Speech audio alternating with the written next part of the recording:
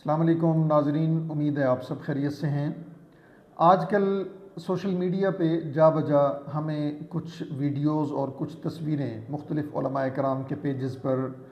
مختلف پوسٹوں میں مختلف نیوز کلپس کی صورت میں نظر آ رہی ہیں، جہاں ایک طرف وزیر اعلیٰ خیبر پختونخوا کی سربراہی میں ہونے والے علماء کے اجلاس کی تصویریں ہیں اور ویڈیوز ہیں، اور وہیں دوسری طرف گورنر خیبر پختونخوا جناب فیصل کریم کنڈی صاحب کی صدارت میں ہونے والی ایک استحکام پاکستان کانفرنس کی ویڈیوز اور تصاویر ہیں۔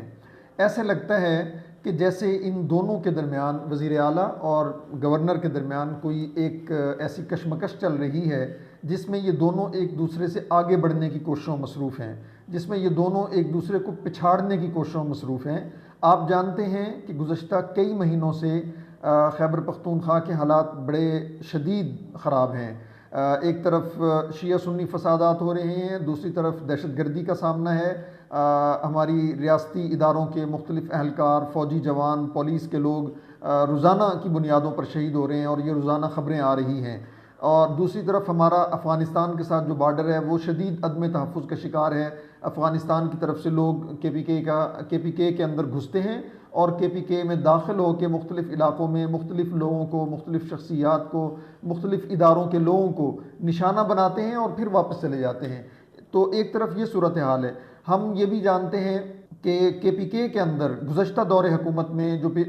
پاکستان تحریک انصاف کی حکومت تھی، اس حکومت میں مذاکرات کے نام پر چند ایک ایسے لوگوں کو جو دہشت گردی کے واقعات میں ملوث تھے اور ریاست نے ان کو گرفتار کر کے جیلوں کے اندر بند کیا ہوا تھا، ان کو کے پی کے کی مختلف جیلوں سے رہا کیا گیا اور انہیں افغانستان جانے کی اجازت دی گئی، اور پھر مذاکرات کے نام پر انہی لوگوں کو افغانستان سے واپس کے پی کے میں لا کر آباد کرنے کی بھی اجازت دی گئی، اور وہ لوگ یہاں پہ واپس آ کے آباد ہوئے۔ جیسے ہی ان کی آبادگاری کا عمل شروع ہوا تھا تو عوام کی طرف سے بڑا شدید احتجاج ہوا تھا کہ ایسا لگتا ہے کہ جیسے ہم دوبارہ عدم تحفظ کا شکار ہو جائیں گے اور یہاں دہشت گردی کے واقعات شروع ہو جائیں گے، اور ایسا ہی ہوا۔ نتیجہ یہ نکلا کہ آج کے پی کے مختلف علاقے، مختلف شہر، وہ بنو ہو، وہ ڈیرہ اسماعیل خان ہو، وہ لنڈی کوتل ہو، وہ کرم اور پارا چنار کے علاقے ہوں، ہر جگہ پر ٹی ٹی پی کے لوگ موجود ہیں اور دہشت گردی کے مختلف واقعات میں ملوث ہیں، اور یہ واقعات کرنے کے بعد وہ بارڈر کے مختلف علاقوں سے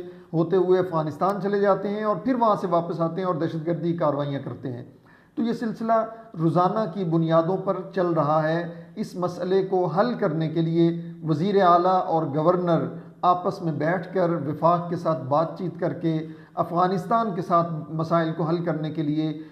کوئی سنجیدہ کوشش کرنے کی بجائے ایک دوسرے کو نیچا دکھانے کی کوششوں مصروف ہیں، ایک دوسرے کے ساتھ پوائنٹ سکورنگ میں مصروف ہیں، ایک دوسرے کی ٹانگیں کھینچنے کے علاوہ کوئی مثبت کام کرتے ہوئے نظر نہیں آ رہے۔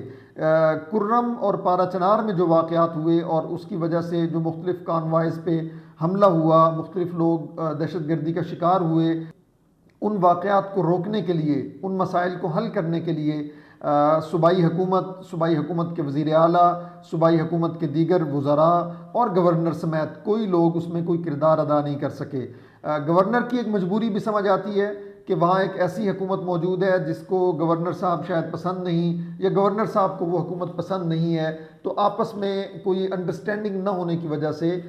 ایک دوسرے کے ساتھ کوئی ایسا معاملہ نہ ہونے کی وجہ سے جس میں کوئی ورکنگ ریلیشن شپ قائم ہو سکتا ہو، اس وجہ سے گورنر بھی شاید کوئی کردار ادا کرنے میں کوئی اپنے آپ کو کمفرٹ محسوس نہیں کرتے، اور اسی طرح وزیر اعلیٰ بھی گورنر کے ساتھ مطمئن نہیں ہیں۔ گورنر جو ہے وہ ہمیشہ وفاق کی طرف دیکھتے ہیں کہ وفاق کبھی وہاں پر کوئی گورنر کی سربراہی میں کوئی ایسی ایمرجنسی لگا دیں، کوئی گورنر راج کا نفاذ کر دیں جس کی وجہ سے گورنر کو شاید کھل کھیلنے کا موقع ملے، اور اسی طرح وزیر اعلیٰ بھی یہ چاہتے ہیں کہ وہاں وفاق کی کوئی مداخلت نہ ہو اور وفاق والے کوئی کام نہ کریں، وہ اپنی آزادی کے ساتھ جو کرنا چاہتے ہیں وہ اس کو کریں، اور ایسا ہی ہو رہا ہے، ابھی تک وہ کر رہے ہیں۔ وہ پورے ملک کی پاکستان تحریک انصاف کو بھی کے پی کے سے چلاتے ہیں، وہ حکومت کو بھی پشاور سے چلاتے ہیں، اور یہ حکومت بھی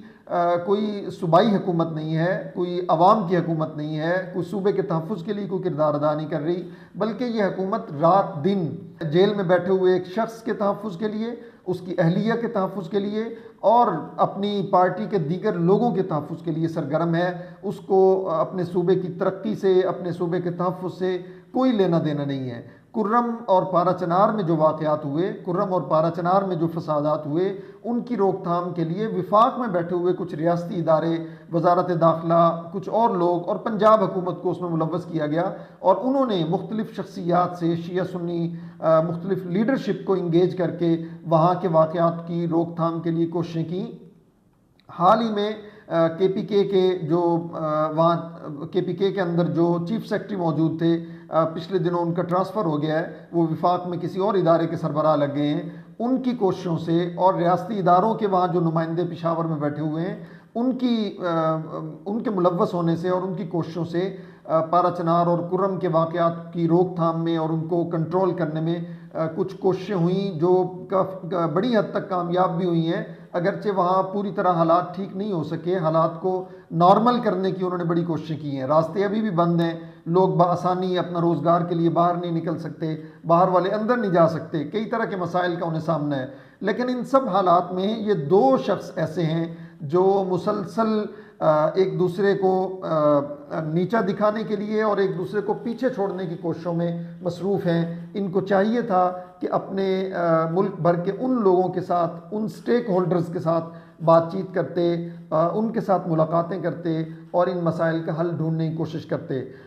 ہم نے دیکھا کہ وزیر اعلیٰ نے ایک اجلاس کے بعد یہ اعلان کیا کہ ہم علماء کا ایک وفد بنا رہے ہیں جو افغانستان جائے گا اور افغانستان کے لوگوں کے ساتھ جا کے بات چیت کرے گا، اور افغانستان کی طرف سے جو دراندازی ہمارے ملک میں ہو رہی ہے اس کی روک تھام کے لیے کوئی کردار ادا کرے گا۔ لیکن ہم جانتے ہیں کہ وہ جن علماء کے درمیان بیٹھ کے یہ بات کر رہے تھے، ان میں ایک آدھ بندے کے علاوہ کوئی ایسا بندہ نہیں ہے جو افغانستان میں کوئی اپنا اثر و رسوخ رکھتا ہو، جو افغان طالبان یا افغان گورنمنٹ کے ساتھ بات چیت کر سکتا ہو۔ وہ لوگ جو افغان طالبان کے ساتھ بات چیت کر سکتے ہیں،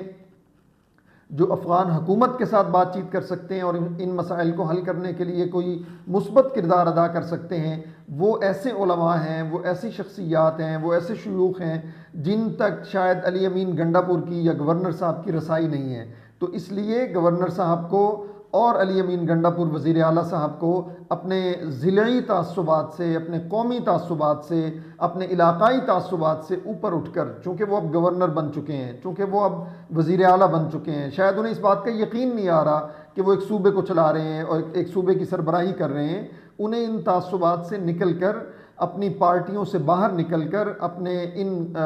مناصب کے ذمہ داریوں کو سنبھالتے ہوئے ایک ایسا کردار ادا کرنا چاہیے جس سے خیبر پختونخوا کو تحفظ مل سکے، جس سے خیبر پختونخوا کی حکومت کو